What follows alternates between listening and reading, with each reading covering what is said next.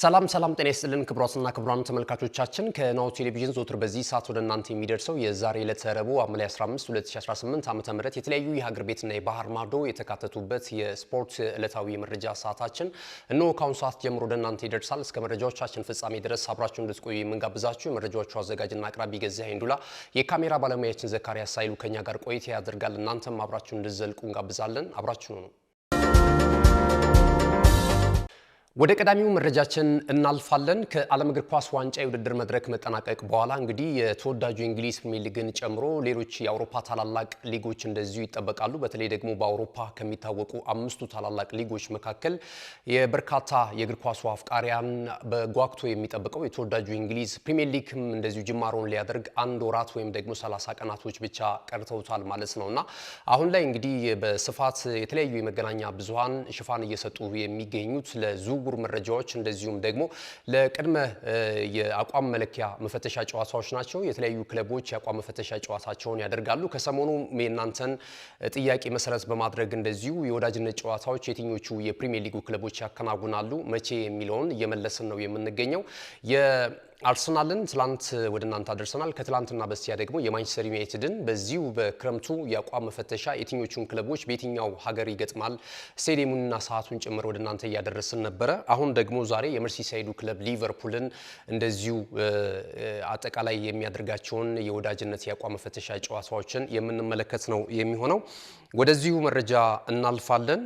ሊቨርፑል እንግዲህ ከሶስት ቀናት በኋላ የነዚህን የአቋም መፈተሻ ጨዋታዎችን ማከናወኑን የሚቀጥል ነው የሚሆነው። በሀገረ አሜሪካ ነው ዝግጅቱን እያደረገ የሚገኘው። የመጀመሪያው ጨዋታ ከሶስት ቀናት በኋላ በዕለተ ቅዳሜ የሚደረገው የሊቨርፑልና የሰንደርላንድ ጨዋታ ነው። ይህ ጨዋታ በናሽቪል አሜሪካ እንደዚሁ ጂኒዮስ ፓርክ ላይ የሚደረግ ጨዋታ ነው። ይሄ መክፈቻ ነው። እንግዲህ ቀዮቹ በአዲሱ አሰልጣኝ ነው ጨዋታቸውን የሚያከናውኑት። አዶኒ ራዮላ የተለያዩ ተጫዋቾችን ወደ ስብስባቸው በማምጣት ላይ ይገኛሉ። ገናም ደግሞ የዝውውር መስኮቱ እስኪጠናቀቅ ድረስ ክፍተት ያለባቸው ቦታዎች ላይ ለመድፈን ወይም በአዲስ ጠንካራ ክለብ ይዞ ለመቅረብ እንግዲህ በገበያው ላይ ይሳተፋሉ ተብሎ ነው የሚጠበቀው። ከሰንደርላንድ ጋር ጨዋታቸውን ካደረጉ በኋላ እንደዚሁ ኦገስት 29 ደግሞ ከሬክሳም ጋር በዚያው በኒውዮርክ ጨዋታቸውን ያደርጋሉ። በተለያዩ የአሜሪካ ስቴቶች ነው ጨዋታቸውን የሚያከናውኑት። እንደዚሁ ቺካጎ ላይ ደግሞ ሊድስ ዩናይትድን የሚያስተናግዱ ነው የሚሆነው። ይሄ ደግሞ ኦገስት 2 ይደረጋል ይህ ጨዋታ። ከዚያ በኋላ ወደ ሜዳቸው ተመልሰው በአንፊልድ ሮድ ደግሞ የፈረንሳዩን ክለብ ሞናኮንና የጣሊያኑን ክለብ ኮሞን እንደዚሁ በሁለት ቀናቶች ልዩነት ጨዋታቸውን እንደሚያከናውኑ የወጣው መረጃ ያመለክታል ማለት ነውና እነዚህን ጨዋታዎች ካደረጉ በኋላ የእንግሊዝ ፕሪሚየር ሊግ ጅማሮን ያደርጋል። ከዛ በኋላ እንግዲህ በአዲሱ አሰልጣኝ እየተመሩ ሊቨርፑሎች ምን አይነት ውጤት ሊያስመዘግቡ ይችላሉ የሚለውን ነገር የምንመለከት ነው የሚሆነው ማለት ነው። ወደ ሌሎች መረጃዎቻችን በቀጥታ እናልፋለን። ሮቤርቶ ዲዘርቢ አዲሱ የቶተንሃም ሆትስፐርስ አሰልጣኝ አጠቃላይ ቶተንሃም ሆትስፐርስ በመጪው በ2026-27 የውድድር ዘመን ያላቸውን ወይም ደግሞ የሚኖረውን የውጤት አፈጻጸም በተመለከተ ቅድመ ግምታቸውን ወይም ደግሞ የአጨዋወት ሁኔታቸውን እንደዚሁ አስቀምጧል። ለቶተንሃም ሆትስፐርስ ደጋፊዎችና ለመገናኛ ብዙሃን ይፋ አድርጓል። በዚህም መሰረት ቶተንሃም ሆትስፐርስ እንደሳቸው ግምትና አስተሳሰብ ከሆነ በመጪው አዲሱ የውድድር ዘመን የተሻለ ውጤት የማስመዝገብና የሻምፒዮና ተፎካካሪ ሊሆን እንደሚችል ነው እየገለጹ የሚገኙት። በእርግጥ በተጠናቀቀው የውድድር ዓመት መጨረሻ ላይ ነበር እኚህ አሰልጣኝ ለቶተንሃም ሆትስፐርስ የአሰልጣኝነት ፊርማቸውን አኑረው ስራቸውን የጀመሩት። እንግዲህ ጥሩ ስራ ሰርተው ደግሞ በፕሪሚየር ሊጉ እንዲቆይ አድርገውታል። ቶተንሃም ሆትስፐርስን በመጨረሻው መርሃ ግብር ላይ በተደረጉ ወሳኝ ጨዋታዎች ድል ማስመዝገባቸውን ተከትሎ ማለት ነው። እንደምናስታውሰው ዘንድሮ የተሻለ ነገር ያስመለክታል ብዬ አስባለሁ። ለዚህም እየሰራ እንገኛለን። የክለቡም ታላላቅ ኃላፊዎች እንደዚሁ እያገዙ ነው የሚገኙት። በተለይ ደግሞ ጥሩ ዝውውሮችን ቡድኑን ሊጠቅሙ የሚችሉ ተጫዋቾችን እንድናመጣ እየረዱን ይገኛሉ። ትልቅ ምስጋና አለን። ደጋፊውን ክብር የሚመጥኑ ውጤቶች ይመዘገባሉ በዚህ ዓመት መኑኝ የሚል አስተያየት ሰጥቷል። እንግዲህ ሳንድሮ ቶላኒን የመሳሰሉ እንደዚሁም ደግሞ ማቲያስ ፈርናንዴዝን የመሳሰሉ ትልልቅ ተጫዋቾችን በትላልቅ ገንዘብ ወጪ በማድረግ እንደዚሁ የግላቸው አድርገዋል። አሁንም የዝውውሩ መስኮቱ እስኪጠናቀቅ ድረስ ወደ ቶተንሃም ሆትስፐርስ የሚመጡ አዳዲስ ተጫዋቾች ይቀጥላሉ የሚል ሀሳብ ሰጥቷል። አሁንም የቤት ስራቸውን እንዳላጠናቀቁ ነው ዝውውርን በተመለከተ ያላቸውን አቋም የገለጹት ማለት ነው። ወደ ዝውውር መረጃዎቻችን ከማለፋችን አስቀድመን እንደዚሁም ደግሞ እናንተ ትላንት በነበረው የመረጃ ሰዓታችን ሀሳብ አስተያየታችሁን ሰንዝራችኋል። ይገኛልና የናንተንም ሐሳብ አስተያየት ማን ምን አለ ከየትኛውስ ቦታ ላይ ሆኖ እየተከታተለን ይገኛል የሚሉትን ሐሳቦች የምንዳስስበት የናንተም ሰዓት ይኖራልና እንግዲህ እነዚህን መረጃዎችና የናንተን አስተያየት ደግሞ ይዘን የምንመለሰው ከመልእክቶች በኋላ ነው። መልእክቶቹን ተከታትለን እንመለስ። ካሽጎ በየትኛውም ዓለም ሆነው በማንኛውም ሰዓት ለወገኑ የሚደርሱበት ፈጣን የገንዘብ መላኪያ ተከፈተሎ። ማስተርና ቪዛ ካርዶን በመጠቀም ከ5 እስከ 20 ዶላር የሚልኩበት አዲስ የገንዘብ መላኪያ መንገድ። ካሽጎን ለየት የሚያደርገው የትኛውም የገንዘብ ዝውውር በፍጥነት አገልግሎት ከመስጠቱም ባሻገር ለማንኛውም አገልግሎት ምንም አይነት ክፍያ አለመጠየቁ ነው። በአገራችን ታሪክ ገንዘብን ከውጪ ወደ ሀገር ቤት በማስተላለፍ በመተግበሪያ መልክ አገልግሎት መስጠት የጀመረው የመጀመሪያው ሀገር በቀል የገንዘብ መላኪያ ዘዴ ካሽጎ ከ4500 በላይ ባሉ የባንክ ቅርንጫፎች አገልግሎት እየሰጠ ይገኛል። ገንዘቦን በሰኮንዶች ልዩነት ውስጥ ይፈልጉ በአካውንቶ ወይንም በእጆ ቆጥረው የሚወስዱበት ልዩ ዘዴ። በቅርቡ ሁሉንም ኢትዮጵያዊ ባለቤት ለማድረግ ጉዞ የጀመረው ካሽጎ ዛሬውኑ መተግበሪያውን በስልኮ ላይ በመጫን የአገልግሎቱ ተጠቃሚ ሆኑ። ፍጥነት መለያችን፣ ኢትዮጵያን መክፈቻችን፣ ካሽጎ ነው መላኪያችን። ካሽጎ የአዲሱ ትውልድ ብራንድ። ተመልሰናል። ክብራትና ክብራን ተመልካቾቻችን አብራችሁን ስላላችሁ እጅግ በጣም እናመሰግናለን። ይህ ናሁ ቴሌቪዥን ነው። የዕለተ ረቡዕ የመረጃ ሰዓታችን ወደ እናንተ እየደረሰ ነው የሚገኘው። እንግዲህ የተለያዩ አድማጭ ተመልካቾቻችን ከያሉበት ሆነው በመረጃችን አቀራረብ እንደዚሁም ደግሞ ዝውውርን በተመለከቱ አዳዲስ ሐሳቦችን እያጋራችሁን ትገኛላችሁ። አብራችሁን ሆናችሁ ስለምታበረታቱን እጅግ በጣም እናመሰግናለን። የዞተር ተመልካቻችን አድማጫችን የሆኑት አቶ ሻውሌ ዳኜ የአርሰናልን ማሊያ ብትሸልሙኝ የሚል ሐሳብ ወይም ጥያቄ አቅርበዋል። ወደፊት እናየዋለን። እንግዲህ የአርሰናል ዝውውሩን በተመለከተ አስተያየታቸውን ሰጥተዋል አቶ ሻውል ዳኜ። አርሰናል ሰርፕራይዝ የሚያደርገን የማይረቡ ተጫዋቾችን በማምጣት ይሆናል ብዬ ገምታለሁኝ። ምክንያቱም የተጫዋቾችን እየጠየቀ ሌሎች ክለቦች እየነጠቁት ነው የሚገኘውና በተለይ ዝውውሩን በተመለከተ የአርሰናል ሰዎች ጥንቃቄ ማድረግ አለባቸው።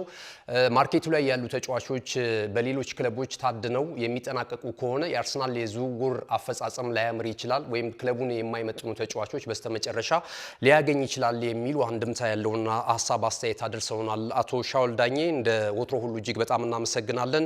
ናቲ በላቸው በጣም ጥሩ አቀራረብ ነው፣ በዚሁ ቀጥሉበት የሚል አስተያየት ሰጥቶናል። ላይሉ ቶሎሳ አርሰናል የዝውውር ሁኔታው በጣም አስደሳች እንዳልሆነ ነው የገለጸው።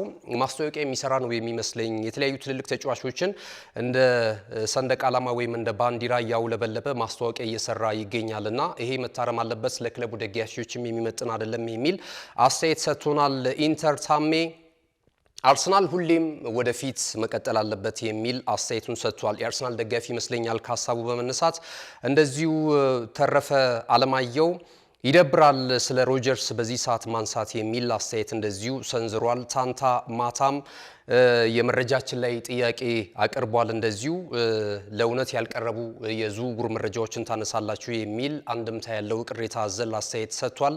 እናመሰግናለን። የሁሉንም አስተያየት ስለምናከብር እንደዚሁ በነጻነት ሐሳባችሁን እንድትሰጡ ነው ሁልጊዜም የምንጋብዛችሁ።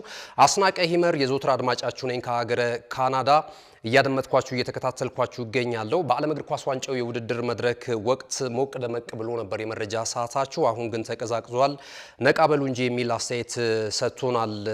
እንደዚሁም የመረጃ ሰዓታችሁ እጅግ በጣም አጭር ነው፣ አርዕስተ ዜና እየሆነብኝ ነው የሚገኘው የሚል አስተያየት ሰጥቶናል። አስናቀ ይመር የሰጠህን ሀሳብ መሰረት በማድረግ እንግዲህ የራሳችን የመረጃ አሰጣጥ ላይ ማሻሻያዎች እናደርጋለን። በጣም እናመሰግናለን ለአስተያየቱ።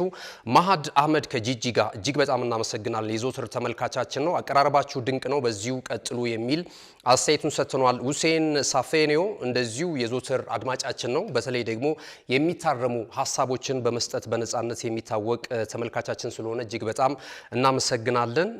በርካቶች ናችሁ ሁሴን ሳፌኖን ጨምሮ እንደዚሁ ሐሳብ አስተያየታችሁን በመረጃ አቀራረባችንና ሌሎች ተያያዥ ጉዳዮች ላይ አስተያየታችሁን እየሰጣችሁ ከኛ ጋር ቆይታ እያደረጋችሁ የምትገኙ ማለት ነው። በጣም እናመሰግናችኋለን። በዛሬም አቀራረባችን ላይ እንግዲህ የምታቀርቧቸውን ሐሳቦች ደግሞ በነገ የመረጃ ሰዓታችን ይዘን የምንመለስ ነው የሚሆነው ማለት ነው። የአንቶኒ ቴይለርን ጉዳይ በአጫጭር መረጃ ቀዳሚ እናደርጋለን። አንቶኒ ቴይለር እንግሊዛዊ ኢንተርናሽናል ዳኛ እንደዚሁ ፊሽካ ሰቅለዋል ማለት ይቻላል። እንግዲህ በእግር ኳስ ለተጫዋች ጫማ ሰቀለ፣ ለግብ ጠባቂ ደግሞ ጓንት ሰቀለ ይባላልና ለዳኞች ደግሞ ምናልባት ትክክለኛ ፎርማል አጠራሩ ባይሆንም ፊሽካ ሰቀለል ልንል እንችላለን። በእግር ኳስ አጠቃላይ ሂደት ላይ በዓለም እግር ኳስ ዋንጫ የውድድር መድረክና በክለብ ላይ በተለይ ደግሞ ዳኞች ላይ የሚሰነዘረው ጫናና ግፊቱ እጅግ በጣም ስለበረታ ከዚህ ገለል ለማለት እንግዲህ ከዚህ ዳኝነት ሙያ ራሳቸውን ስለማግለላቸው እየገለጹ ነው የሚገኙት ማለት ነው። ለሁለት አስርት ዓመታት በተለያዩ የውድድር መድረኮች ተመልክተናቸዋልና በቀጣይ በዳኝነት ሙያ ላይ እንመለከታቸው ምናልባት አዳዲስ መጪ ዳኞችን አድቫይስ በማድረግና ልምዳቸውን ሼር በማድረግ በቀጣይ እንደ ሌሎቹ እንግሊዛዊ ታላላቅ ቀደምት ዳኞች ይህንን ያማክራሉ ብለን እናስባለን። እንግዲህ በተለይ በሀገር ቤት በርካታ ደጋፊዎች ካላቸው ክለቦች መካከል አርሰናልና ማንቸስተር ዩናይትድ ማንሳት እንችላለን። በሁለቱም ክለብ ደጋፊዎች ዘንድ አይወደዱ ሚዛናዊ ሊሆኑ ይችላሉ። ምናልባት አንዳንድ ጊዜ በሁሉም በተለይ በትልልቅ ክለብ ደጋፊዎች ዘንድ የሚጠሉ ዳኞች ካሉ ሚዛናዊ ናቸው ማለት ነው የሚል መደምደሚያ ላይ ይደርሳሉ ብዙ የእግር ኳሱ ሊቃን ስለ ዳኞች ሲተነትኑ ማለት ነውና በጥቅሉ ወደ 58 ጨዋታዎችን መርቷል የማንቸስተር ዩናይትድ እና የአርሰናልን። ያው በሀገር ቤት ብዙ ደጋፊ ስላላቸው ነው ይሄንን ሐሳብ ያነሳ ነውና በተለይ ለማንቸስተር ዩናይትድ ወደ 16 ቢጫ ካርድና 3 ቀይ ካርድን ሰጥቷል አርሰናልና ማንቸስተር ዩናይትድን ባጫወቱባቸው ጨዋታዎች ላይ። በአርሰናል በኩል ደግሞ እንደዚሁ ቢጫ ካርዶቹ ከፍ ብለው እየተመለከተ እንገኛለን። ወደ 93 ይደርሳሉ። ቀይ ካርዶቹ ደግሞ ወደ 7 ይደርሳሉና እነዚህ እኚህ እንግዲህ አንቶኒ ቴይለር በቀጣይ በእግር ኳስ ዓለም አንመለከታቸውም። ለመጨረሻ ጊዜ በቅርቡ ፍጻሜውን ባገኘው በዓለም እግር ኳስ ዋንጫ የውድድር መድረክ ላይ የፖርቹጋል ብሔራዊ ቡድንና የስፔን ብሔራዊ ቡድንን ጨዋታ ነበረ በዓለም ዋንጫው ያዳኙት ማለት ነውና በቀጣይ በክለብም በሀገራት ጨዋታዎች ላይም የማንመለከታቸው በጥቅሉ ከዳኝነት ሙያ ራሳቸውን ያገለሉት አንቶኒ ቴይለርን የተመለከተው መረጃ እዚህ ላይ ያበቃል። በቀጥታ ወደ እንግሊዝ እንመጣለን። ወደ እንግሊዝ ስንመጣ የቶተንሃም ሆትስፐርሱን አዲሱን አሰልጣኝ ሮቤርቶ ዲዘርቢ የሰጡትን አስተያየት እንደዚሁ እናስከትላለን ማለት ነው። ሮቤርቶ ዲዘርቢ ስፐርሶችን ተረክቧል። ባለፈው ዓመት የውድድር ዓመቱ ሊጠናቀቅ ሲል ነው እንግዲህ ፈጥኖ ደራሽ ሆነው መጥተው ከሊጉ ሳይሰናበት መታደግ የቻሉት እኛ አሰልጣኝ ማለት ነውና ቀደም ሲልም ሐሳቡን አንስቼው ነበር ይሄንን የመረጃ እንትን ስለዚህ እንግዲህ በቀጣይ በአዲሱ የውድድር ዘመን የተሻለ ነገር ያስመዘግባሉ የሚሉ ሐሳቦች አንስተዋል። አዳዲስ ተጫዋቾችም እንደመጡ ቀደም ሲል በነበረኝ የመረጃ እንደዚህ ወደ እናንተ ሳደርስ ነበረ። ወደ ሊያንድሮ ጋርናቾን የተመለከተው መረጃ እናልፋለን። ሊያንድሮ ጋርናቾ በቀጣይ ወደ አስተን ቪላ ሊያመራ የሚችልበት እድል ሰፊ ስለመሆኑ እየተገለጸ ይገኛል። አስተን ቪላ እንግዲህ ወሳኝ ተጫዋቾቻቸውን ጆሮውን እያሉ የፋይናንስ አቅማቸውን እጅግ በጣም እያፈረጠሙ ነው የሚገኙት። ወደ 200 ሚሊዮን ፓውንድ ወደ ካዝናቸው ከቷል። በዚህ በተጀመረው በክረምቱ የተጫዋቾች የዝውውር መስኮት ማለት ነው። ሞርጋን ሮጀርስን ወደ ቼልሲ አሳልፎ ሰጥቷል። 117 ሚሊዮን ፓውንድ ነው ከዚህ ዝውውር ማግኘት የቻሉት። በርካቶች እጅግ በጣም እየተቃወሙት ነው። የተጫዋቹ አቅም እጅግ የተሻለ ቢሆንም ነገር ግን እንዲህ ከፍ ያለ ገንዘብ እዚህ ተጫዋች ጀርባ ላይ ማሳረፍ ማለት ለተጫዋቹ አደገኛ ተጽዕኖ መፍጠር ነው የሚል ወይም ደግሞ ብዙ ጊዜ የዝውውሩ ዋጋ ከብዶት ነው የተሸጠበት ዋጋ ከብዶት ነው ጨዋታ ማድረግ ያልቻለው የሚል ቅሬታዎች ይቀርባሉና አንደኛው ሊሆን ይችላል እንግሊዛውያን ከሚያጠፋቸው አንዳንድ ጉዳዮች አንደኛው ሚዲያ ነው። ሁለተኛ ደግሞ ዝውውር የሚያደርጉበት ገንዘብ እንደሆነ ይታወቃል። ከዚህ በፊት አስተን ቪላ እንግዲህ ሻጭ እየሆነ ነው እየተመለከት ነው የምንገኘው። እንደነ ጃክ ግሪሊሽን በ100 ሚሊዮን ፓውንድ የእንግሊዝ ፕሪሚየር ሊግ ተጫዋች ሆኖ በከፍተኛ ገንዘብ የተዘዋወረ ክብረ ወሰኑን የያዘ ተጫዋች እንደነበረ እናስታውሳለን። አሁን ደግሞ መጥቷል አዳዲስ ተጫዋቾች። በእርግጥ እንደነ ኤሎይት አንደርሰን እንደዚህ ወደ ማንቸስተር ሲቲ ከኖቲንግሃም ፎረስት የተዘዋወረበት 116 ሚሊዮን ፓውንድን ማንሳት እንችላለን። አሁን ደግሞ ያነሳውት ሞርጋን ሮጀርስ ደግሞ እንደዚህ ወደ 117 ሚሊዮን ፓውንድ ዋጋውን ከፍ አድርጎታልና በተለይ ራዳር ውስጥ ከሚገኙ በእንግሊዝ ፕሪሚየር ሊግ የፋይናንሱን ደንብ ለመጣስ ከተቃረቡ ክለቦች መካከል አንደኛው አስተን ቪላ እንደሆነ ይታወቃልና አስተን ቪላ ይህንን የሂሳብ መዝገቡን ለማስተካከል ወሳኝ ተጫዋቾችን እየሸጠ ብዙም የማይታወቁ ተጫዋቾችን በማምጣት ደግሞ ወደ ከፍታው እንደዚሁ ከፍ ለማድረግ ጥረት በማድረግ ላይ ነው የሚገኘው የሚሉ መረጃዎች እየወጡ ይገኛሉ። ሊያንድሮ ጋርናቾን በውሰት ውል ነው ማስፈረም የሚፈልጉት። ነገር ግን የተጫዋቹ ባለንብረት ክለብ ደግሞ ቼልሲ 50 ሚሊዮን ፓውንድ ለተጫዋቹ ዝውውር እንደዚሁ ለጥፎበት እየተመለከትን ነው የምንገኘው። ሌሎች የሳውዲ ፕሮ ሊግ ታላላቅ ክለቦችም የዚህን ተጫዋች ፊርማ ለማግኘት ጥረት በማድረግ ላይ እንደሚገኙ እየተገለጸ ነው የሚገኘው። የጣሊያኑ ክለብ ሮማም የተጫዋቹ ፈላጊ ፈላጊ ሆኖ መጥቷልና በውሰት ውል ወደ አስተን ቪላ ያቀናል ወይስ ደግሞ በሽያጭ ወደ ሌሎች ክለብ አሳልፎ ይሸጡታል ቼልሲዎች የሚለው መረጃ እንግዲህ የሚጠበቅ ነው የሚሆነው። የተጫዋች በአርጀንቲና ብሔራዊ ቡድን ከዚህ ቀደም በዚህኛው የዓለም ዋንጫን ባንመለከተው ማለት ነው፣ ነገር ግን ደግሞ በማንቸስተር ዩናይትድም በጣም ጥሩ እንቅስቃሴ ያደረገባቸው አመታቶች እንደነበሩ እናስታውሳለን። አሁን ግን ያለፈውን አመት በቼልሲ እጅጉን ጠፍቶ ነው የተመለከትነውና እንግዲህ በቀጣይ በአዲስ ክለብ በአዲስ አጫዋች በአዲስ አሰልጣኝ ምን አይነት ነገር ሊያስመለክት ይችላል ወይስ በቼልሲ እዛው ይቀጥላል የሚለው ነገር የምንመለከተው ነው የሚሆነው። ወደ ኒኮ ዊሊያምስ መረጃ እናልፋለን። የሰሜን ለንደኑ ክለብ አርሰናል 77 ሚሊዮን ፓውንድ የውል ማፍረሻ ያለውን ተጫዋች ለማስፈረም ከተጫዋቹ ባለንብረት ክለብ አትሌቲክ ቢልባኦ ጋር ንግግር እንደጀመረ እየተገለጸ ይገኛል። አትሌቲክ ቢልባኦ እስከ 90 ሚሊዮን ፓውንድ ለዝውውሩ እንደሚፈልግ እየተገለጸ ነው የሚገኘውና አሁን አርሰናል ይህንን ተጫዋች ለማስፈረም ፍላጎት አለው የሚሉ መረጃዎች እየወጡ ነው የሚገኙት ማለት ነው። ወደ ሌሎች መረጃዎችን ስናልፍ እዚሁ አርሰናል ላይ ቆይታ እናደርጋለን።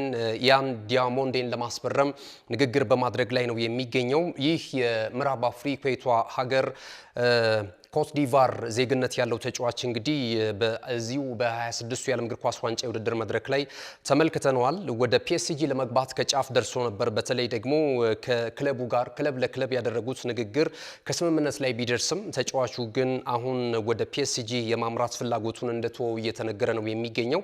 ይህንን ክፍተት የተመለከቱት መድፈኞቹ አርሰናሎች የተጫዋቹን ፊርማ ለማግኘት ከፍተኛ ጥረት በማድረግ ላይ ነው የሚገኙት። ተጫዋቹንም በማነጋገር ላይ ይገኛሉ ተብሏል። አንድሪያ ቤርሳ ማለት ነውና ይህ ይሳካል አይሳካም የሚለው ነገር በቀጣይ የምንመለከተው ጉዳይ ይሆናል።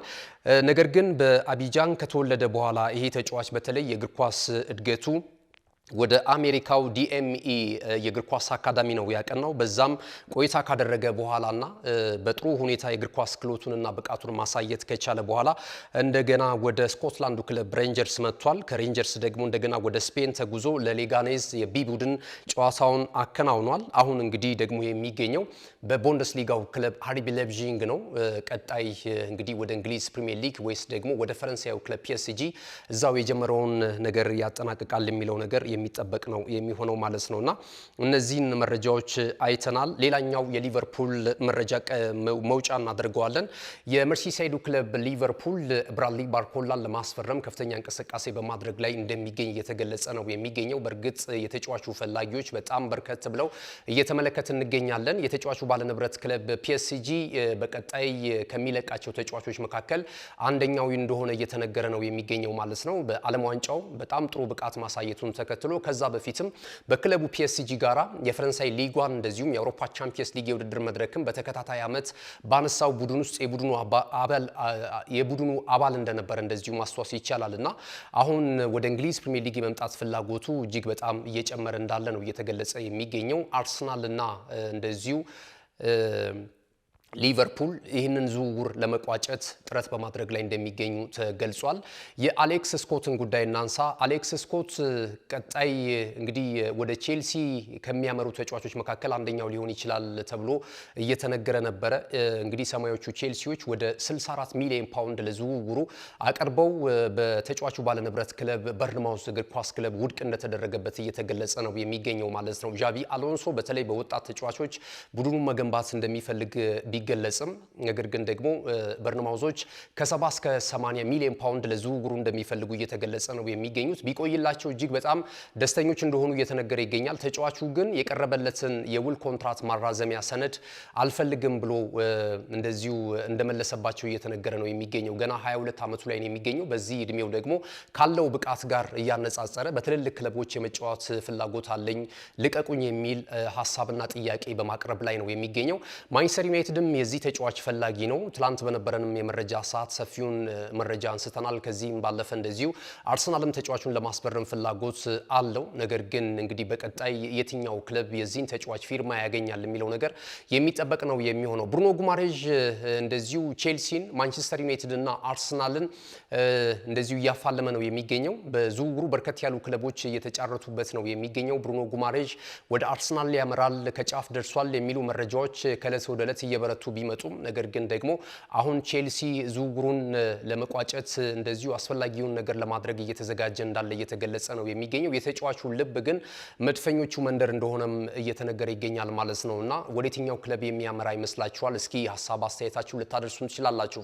ክቡራትና ክቡራን ተመልካቾቻችን የዛሬ ዕለተ ረቡዕ ሐምሌ 15 2018 ዓ.ም ከናሁ ቴሌቪዥን በእኔና በባልደረቦቼ የተሰናዱ የሀገር ቤትና የባህር ማዶ ስፖርታዊ መረጃዎች ይህንን ይመስሉ ነበር። መረጃዎቹን ወደ እናንተ በማድረስ ገዛኸኝ ዱላ፣ የካሜራ ባለሙያችን እንደዚሁ ዘካሪያስ ኃይሉ ከኛ ጋር ቆይታ አድርጓል። ተወዳጅ የናሁ ቴሌቪዥን ፕሮግራሞች በቀጣይነትም ወደ እናንተ ይደርሳሉ።